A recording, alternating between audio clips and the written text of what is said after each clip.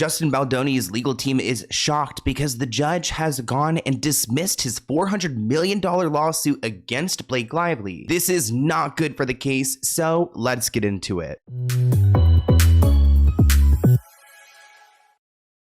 If you take a look at the headlines this morning, things are not looking good for Justin Baldoni's lawsuit against Blake Lively, Ryan Reynolds, and everyone else involved. Like, the media is straight up reporting that Justin Baldoni has lost his legal war against Blake. And while this is pretty bad news for Justin Baldoni, it's not as clear as that. Now, this has been a major loss for Justin, and I will explain to you why, but there's still litigation to be had. Justin Baldoni's legal team has until June 23rd to amend their claims for breach of implied covenant and tortious interference with contract. Now, I know that probably doesn't make sense to a lot of you guys, but I did some research into what that exactly means. And essentially here, the judge looked at all of Justin Baldoni's claims. He had a defamation, he had these issues with the contracts that I just mentioned, and he decided that he's going to take on the contracts portion, but the defamation portion does not have enough evidence to suggest that Blake campaigned against Justin to make him look bad, that Leslie Sloan, her publicist, was involved, that Ryan Reynolds said some things. So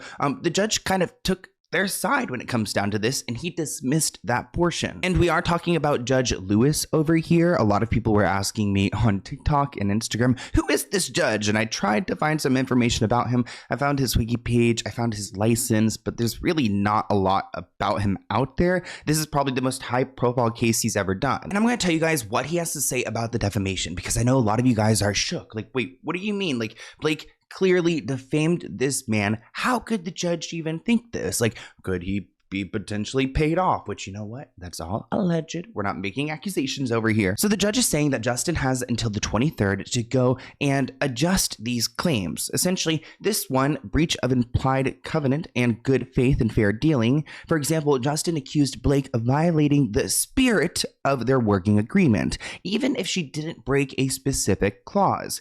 I would think to myself, like, her going to the New York Times and showing the text messages and planting this story would be against the contract. If Blake and Justin were working together on the film and Blake publicly accused him of misconduct or internal complaints that damaged his reputation while under contract, Justin might be able to argue that she sabotaged the partnership in bad faith. The judge tossed that claim, meaning there wasn't enough proof that Blake did anything unfair while she was still bound to their working relationship.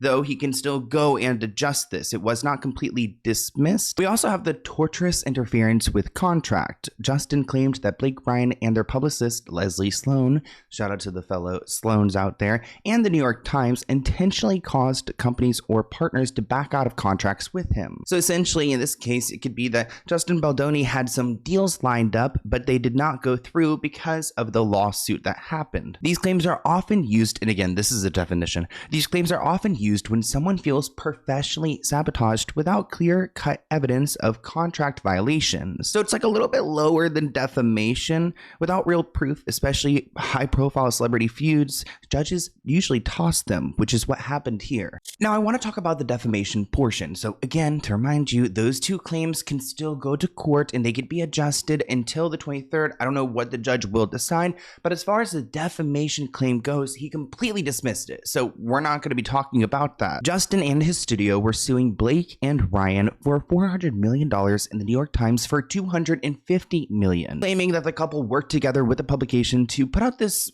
article that made Justin look so bad and for him to lose out on these deals and such. Now, Blake's lawsuit against Justin is still intact, though she did try to withdraw some portions of it last week, and we will talk about that a little bit later in this video, and I want to talk about what the strategy is behind that. Don't rush the process. I'm still cooking out here. Justin has filed a motion to dismiss Blake's claims, but the judge has not ruled yet. So he could dismiss those and they're both out of luck. But the judge based his opinion on finding that Blake had included her allegations in a civil rights complaint, therefore she could not be held liable for the claims. So interestingly enough, because she filed the suit and the New York Times came out with the article after, it pretty much protects them both, which is such a sneaky way of doing this. Justin claims that the Times cherry-picked certain text messages and emails to frame him as the bad guy, but the court said that the Times reporting closely tracked Blake's versions of events. The judge ruled the Times reviewed the available evidence and reported reported it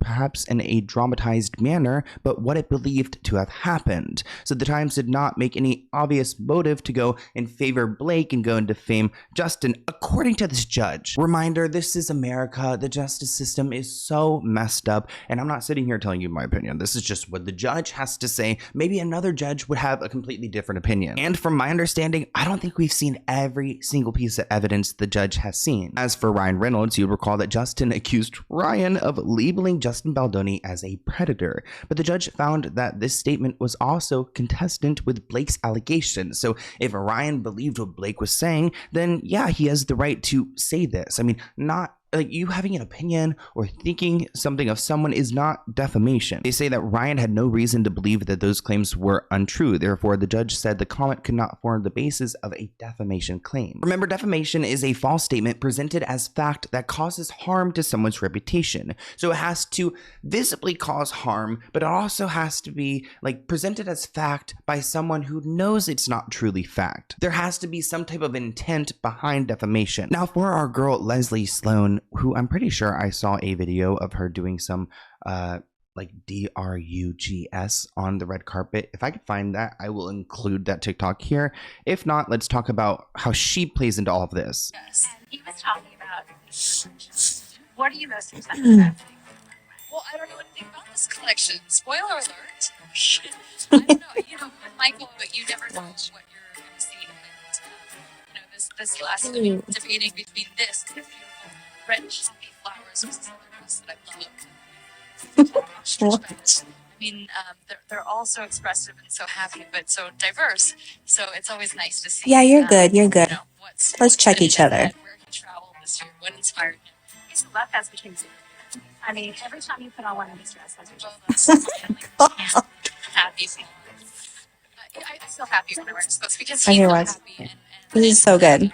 he's always celebrating life, and you really see that in his pieces, and you see that when you spend 5 seconds with him. So a little bit of that magic rubs.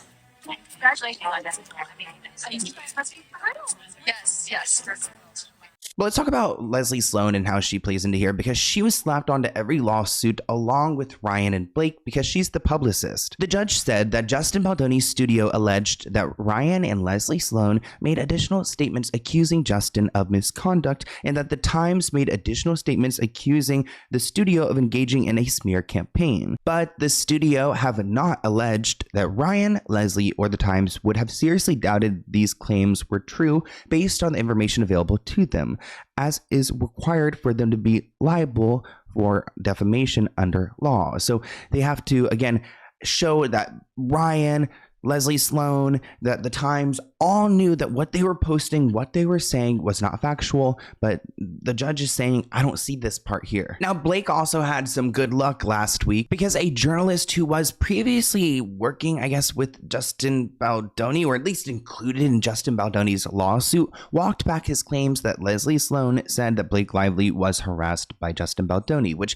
ultimately helps Leslie Sloan here. This journalist named James filed a declaration insisting that Leslie Sloan never told me that Blake Lively was harassed or harmed by Justin Baldoni or anyone else. James says, in those text messages, my use of the phrase SA was a mistake. I regret this error. This phrase was not in reference to any conversation I had with Leslie Sloan. So Leslie Sloan figured out how to wipe her hands clean easily. Blake's lawyers have issued a statement in response to today's news saying that today's opinion is a total victory and complete vindication for Blake Lively, along with those that Justin Baldoni and the studio dragged into this lawsuit, including Ryan, Leslie, and the Times. They gave an even more shady statement to page 6. I went through all the articles. They said that the decision is a total victory and complete vindication. The attorneys wrote, as we have said from day one, this $400 million lawsuit was a sham and the court saw right through it. They're looking forward to the next round, which is seeking attorney fees and damages and punitive damages. So, and abusive litigation. So they're going to go hard on them. So let's talk about what this means within the courtroom. So the judge dismissed Justin's $400 million claims. So the big budget claims there are gone, essentially saying that whatever she has done so far is protected speech. Now, for Justin's part, he has until June 23rd to refile parts of his case, but the core defamation claims, which were the most explosive, have been tossed out. Now, this could affect his credibility both in the court of law, but keep in mind he also filed to dismiss Blake's case, so if the judge looks at that, then maybe they both have lost, you know what I mean? Like I said, last week, Blake Lively decided to try to adjust her filing a little bit, which is bizarre because why are you going back and adjusting these claims? She tried to abandon her infliction of emotional distress claims against Justin Baldoni, which probably makes sense because it doesn't seem like I don't know what's up with her, but she's out and about and smiling all the time.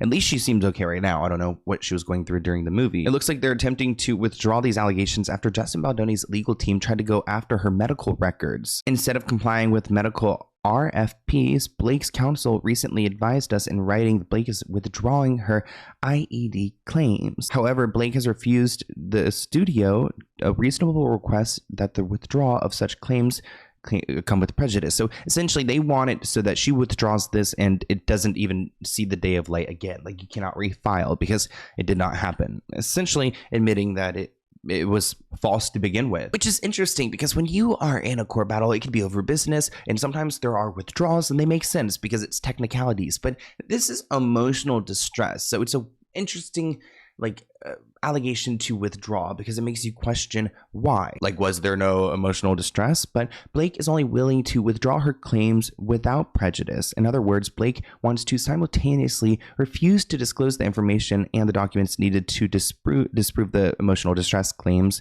and it looks like she wants to maintain the right to file it again. So she does want to have that right, and she's probably holding on to it, waiting to see how the judge is going to decide. And so far, it looks like Judge Lewis is a big fan of Blake. On social media, there are so many mixed responses. I saw a lot of people on Twitter who were standing with Blake, writing, "I think it's time for you all to admit that he is the bad guy." Another person writing, "They stand with Blake," which is interesting because I didn't realize people were back on Blake's side. I don't know. Maybe I just missed that chapter. This comment reads, "I know that's right. Team Blake all the way." Another person writes, "When is the trial for hers?" I think the judge has to decide whether they're going to take it or not first before there's a trial date. This person writes, "The funniest thing is that Justin Baldoni's lawyer was saying that Blake's team was trying to get a settlement. Not to pick a side, but hilarious." Another person wrote, "Is an activist judge." Another person wrote, "Good. What does this mean for Blake? Is she winning?" There is so much confusion surrounding this case, which is why I want you guys to sound off in the comments below. I am a little bit shocked, but you know what? We had to have this decision at some point, so the judge saw something and decided that way, and I am just going to keep my opinion open for now. I mean, I definitely have really the ick when it comes to Blake Lively for many different reasons, even besides Justin Baldoni, so I'm just going to state that. I did watch Another Simple Favor though, and it was okay, but Blake's outfits were so cringe in that movie. But I want to go ahead and open a letter before you guys leave. You guys know that I open letters from my P.O. box, which is actually my address right there. They wrote it so big right here, you can see. That's where it is. Anyways, let's go ahead and open this. It looks like it's from Pennsylvania, which is actually not too far from where I'm from in Virginia.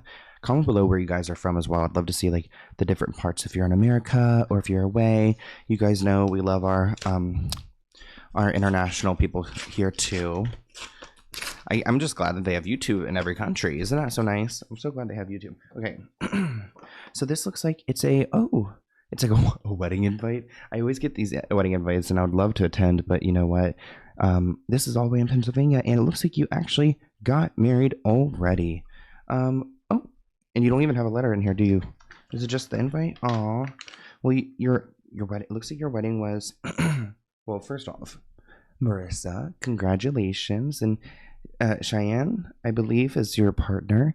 Looks like you got married in Pennsylvania, and you got married on May 25th. Wow. And it is June 9th right now, so we're a little bit behind, but I wanted to congratulate you on your wedding. I'm sorry I could not make it, but actually one day I would love to go to a subscriber's wedding. I think it'd be so fun because I feel like, honestly, you guys are pretty much friends here, and everyone I meet in public is so nice. So thank you guys, and I'll see you in a new video soon. Leave your thoughts below and where you're from because I'm interested. I want to see how many people are from Virginia or Nova. You didn't realize I'm from Nova? Okay, bye guys.